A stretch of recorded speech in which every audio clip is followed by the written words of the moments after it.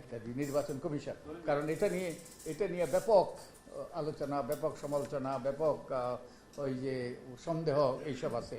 তারপরে আমরা শুনতে চাই সংরক্ষিত নারী আসন কীভাবে নির্বাচন হবে এইসব সম্পর্কে আমরা জানতে চাই আপনাদের মতামত। সংরক্ষণ ব্যবস্থা যেটা আছে এটা কার্যকর নয়।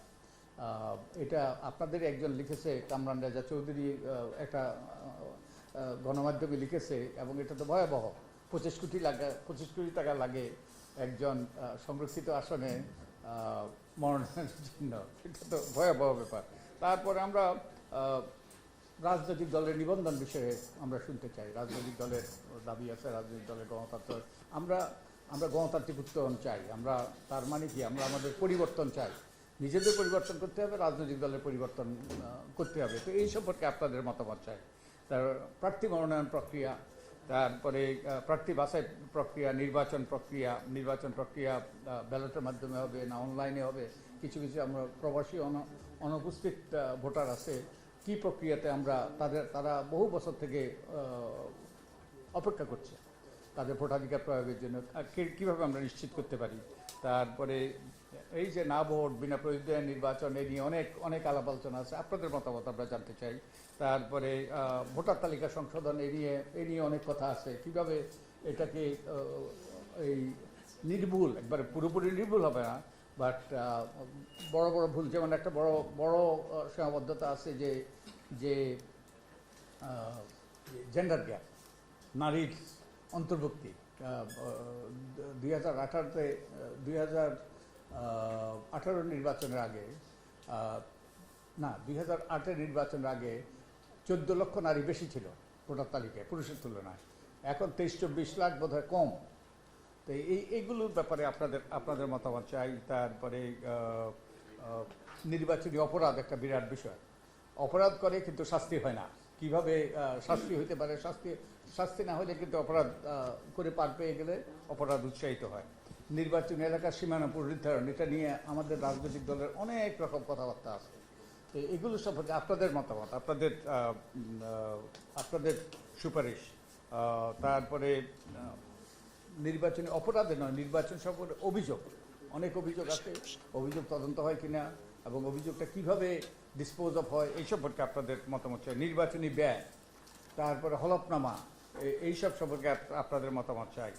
তারপরে নির্বাচন পর্যবেক্ষণ, বিশেষত আপনাদের সাংবাদিকরা, আপনাদের গণমাধ্যম, আপনাদেরকে তো হুকুম দেওয়া হয়েছিল কি মূর্তির মতো দাঁড়ানো। এখন আমরা আপনাদের অভিজ্ঞতা এবং অভিজ্ঞতার আলোকে কী করা দরকার যাতে আপনারা আপনাদের গুরুত্বপূর্ণ ভূমিকা পালন করতে পারেন।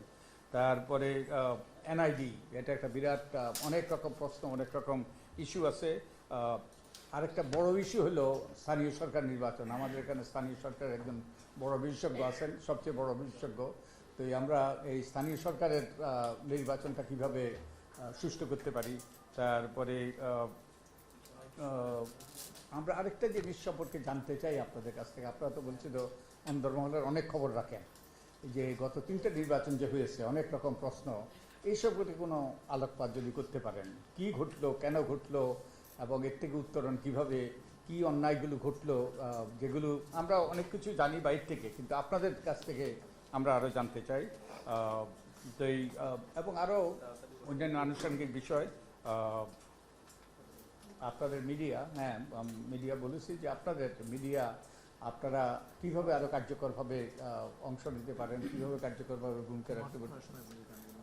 এবং ওই যে নির্বাচনে গত 3টা নির্বাচন হয়েছে, মাঠ প্রশাসন তো দেখলে দি মোস্ট ফাউলেস্ট গেম। তো এখন মাঠ প্রশাসন, তারপর আইনশৃঙ্খলা রক্ষাকারী বাহিনী, তো এগুলো সার্বিকভাবে আর কি। এবং আমাদের যেটা সাইনদের সাথে কথা হয়েছে, আপনারা 15 জনের মতো সুস্পষ্টভাবে সুনির্দিষ্টভাবে কথা বলবেন বোধহয়, এরকম একটা আলোচনা হয়েছে। তো আমরা আপনাদের কথা শুনতে চাই, এবং আপনাদের কাছে বিনীত অনুরোধ থাকবে, আপনারা যদি লিখিত না থাকেন, লিখিত দেবেন, তাহলে কিন্তু কাজে লাগবে। কারণ আপনারা যে সকল কথাগুলো বলছেন আমরা নোট করার চেষ্টা করব, কিন্তু সবগুলো আমরা ওই যে নোট করতে পারবো না, সবগুলো কিছু হারিয়ে যাবে। তাই সুস্পষ্টভাবে, আর এই যারা এখানে কথা বলবেন তার বাইরেও আপনারা সবাই, এবং শুধু তাই না, আপনাদেরকে আরেকটা অনুরোধ, আমাদের যে ওয়েবসাইটটা আমাদের যে ইমেইল এবং আমাদের যে ওই যে ফেসবুক, এই অ্যাড্রেসগুলো যদি আপনারা যদি প্রকাশ করেন, প্রচার করেন, এবং আমরা যে আগ্রহী যে মানুষের কাছ থেকে আমরা শুনতে, তাদের মতামত নিতে, আপনারা যদি এটা প্রচার করেন, আমরা আপনাদেরকে সে অনুরোধ করব।